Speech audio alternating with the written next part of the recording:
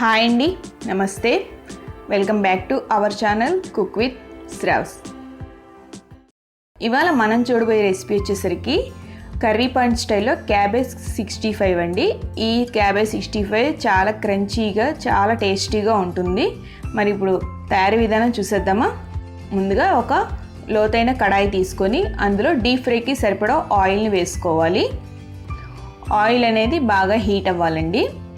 ఈ లోపల మనం క్యాబేజ్ రెడీ చేసుకుందాం. ఇక్కడ నేను చిన్న ముక్కలుగా కట్ చేసుకున్న క్యాబేజీని ఒక 1 కప్ అంటే 250 గ్రామ్స్ తీసుకున్నాను. అలాగే ఒక 1 టేబుల్ స్పూన్ కారం, 1 టీ స్పూన్ ఉప్పు, 1 teaspoon garam masala powder, ఒక 2 లేదా 3 పచ్చిమిర్చిని ఇలా చీలికలుగా కట్ చేసి వేసుకోండి.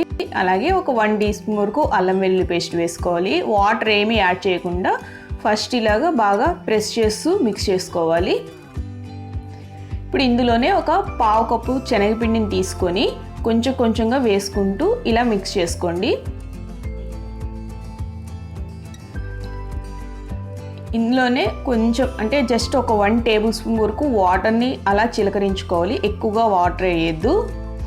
మిగిలిపోయిన శనగపిండి ఉంది కదా, అది కూడా కొంచెం కొంచెంగా వేసుకుంటూ బాగా మిక్స్ చేసుకోండి. వాటర్ ఎక్కువ వేస్తే ఏమవుతుందంటే మనకి క్యాబేజ్ 65 అనేది సాఫ్ట్గా వస్తుంది, క్రిస్పీగా రాదనమాట. చూసారు కదండి, ఇలా కలుపుకున్న తర్వాత కూడా ఇలా కొంచెం డ్రైగా ఉండాలన్నమాట.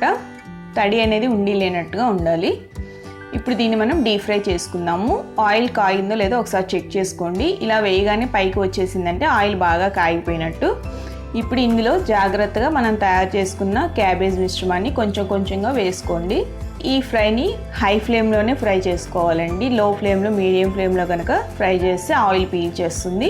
మనం తీసుకున్న ఆయిల్కి ఎంతైతే సరిపోతాయో అంత వేసుకోండి. ఇలా మంచి గోల్డెన్ బ్రౌన్ కలర్ వచ్చిన తర్వాత దీన్ని సపరేట్గా ఒక బౌల్లో తీసుకోండి.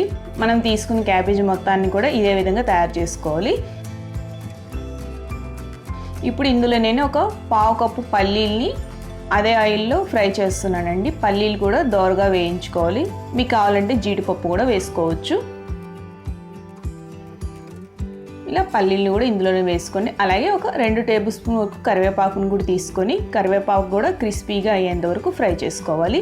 ఇప్పుడు ఈ కరివేపాకును కూడా క్యాబేజ్లో వేసుకోవాలి. ఇప్పుడు ఈ మిశ్రమాన్ని అంతా కూడా ఒకసారి బాగా మిక్స్ చేసుకోండి. మీకు ఏమైనా కొంచెం ఉప్పు కారం తగ్గినట్టు అనిపిస్తే ఒకసారి చెక్ చేసుకొని వేడిగా ఉన్నప్పుడే కలుపుకోవాలి. అంతేనండి, ఎంతో టేస్టీ క్యాబేజ్ 65 క్యాటరింగ్ స్టైల్లో రెడీ అయిపోయింది.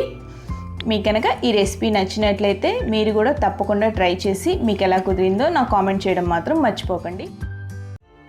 మీరు కనుక నా ఛానల్ని ఫస్ట్ టైం చూస్తున్నట్లయితే నా ఛానల్ని సబ్స్క్రైబ్ చేసుకోండి. అలాగే పక్కనున్న బెల్ ఐకాన్ని క్లిక్ చేయడం వల్ల నేను ఎప్పుడు ఏ కొత్త వీడియో పెట్టినా మీకు వెంటనే నోటిఫికేషన్ వస్తుంది. Thanks for watching.